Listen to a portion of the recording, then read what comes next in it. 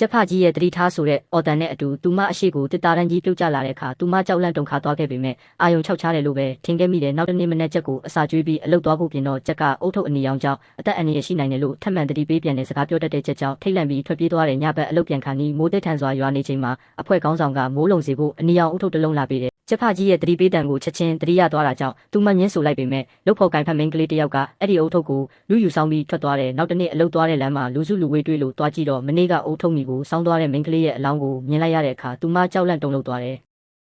ကြောက်လန့်ယုံရှာမှုနဲ့အတူအိမ်ကိုအမြန်ပြန်လာကချက်ကိုအစာကျွေးပြီးဘာတွေဆက်ဖြစ်မလဲမေးမြန်းပေမဲ့မဖြေတာကြောင့်လက်လျှော့မလို့လှုပ်ချိန်ည10နာရီမတိုင်ခင်အိမ်မရောက်ရင်အန္တရာယ်ရှိတယ်လို့ပြောလိုက်တဲ့အလုပ်ရောက်တော့ချက်ဖကြီးရဲ့တတိပေးတံပဲကြားရောက်နေတယ်